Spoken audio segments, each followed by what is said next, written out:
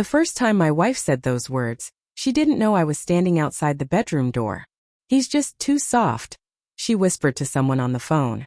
"Like a golden retriever. Sweet, loyal, harmless. I need an alpha." I remember gripping the doorframe so hard my fingers went numb. For a second I thought she was joking. Some cruel humor I wasn't meant to hear. But then she laughed, low and dismissive, and the sound carved something out of me. I didn't walk in. I didn't confront her. I just stood there, realizing my marriage had quietly slipped into a place I no longer recognized. For weeks those words lived inside me.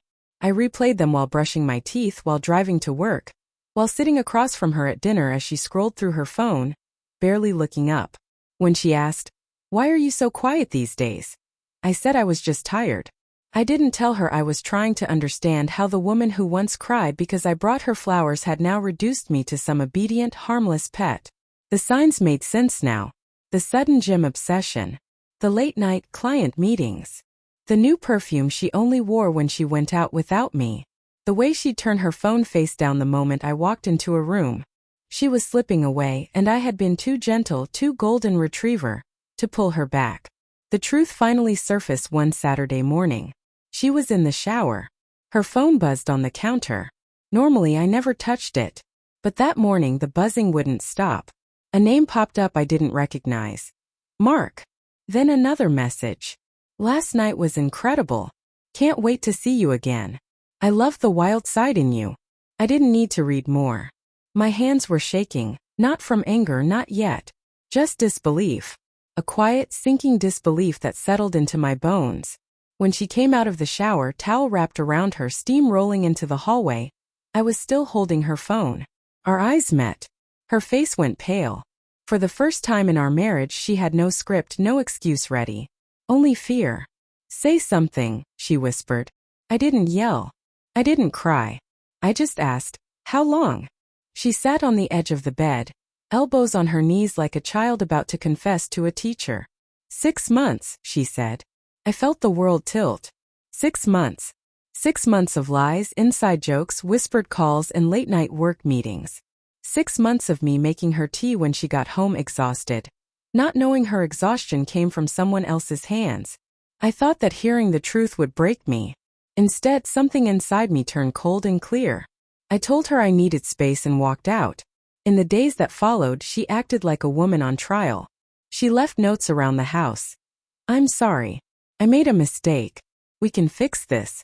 She made my favorite meals. She cried on the couch. She tried to hold my hand.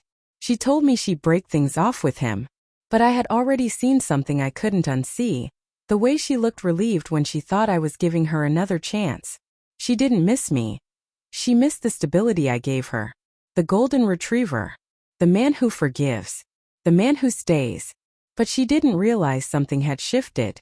I wasn't planning revenge in the theatrical sense. I'm not that kind of man. I don't slash tires or expose scandals. I do something quieter. I disappear. I started sleeping in the guest room. Came home late. Stopped asking where she was going. I wasn't being cold to punish her. I was withdrawing because my heart couldn't breathe around her anymore. One evening, while she sat at the kitchen table pretending to read, I said, "Let's talk." Her eyes lit up like a prisoner hearing the gate unlock. But I simply told her the truth. I can't be with someone who looks at me and sees a pet instead of a partner. She tried to reach for my hand. I pulled back. "You're twisting what I said," she insisted. "I didn't mean you're weak, just that you're too nice." "And you needed someone less nice?" She looked down. That silence was louder than any confession. A week later, my revenge found its own way. Not because I planned it, but because the truth always has a way of crawling out into daylight. Her affair partner's wife, yes, he was married too, found me through Facebook. She had screenshots, photos, hotel receipts. We talked on the phone for nearly an hour. She cried. I didn't. We agreed to confront them together. Not in a dramatic showdown. Not with screaming. Just facts. Just honesty. The kind my wife had forgotten how to give. When the day came, we met in a quiet cafe. My wife walked in with Mark behind her. The moment they saw his wife sitting next to me, their faces drained of color. My wife whispered, "You said she didn't know." She knows now, I said. What followed wasn't explosive. It was worse. It was quiet, sharp, precise. His wife asked questions in a calm, steady voice.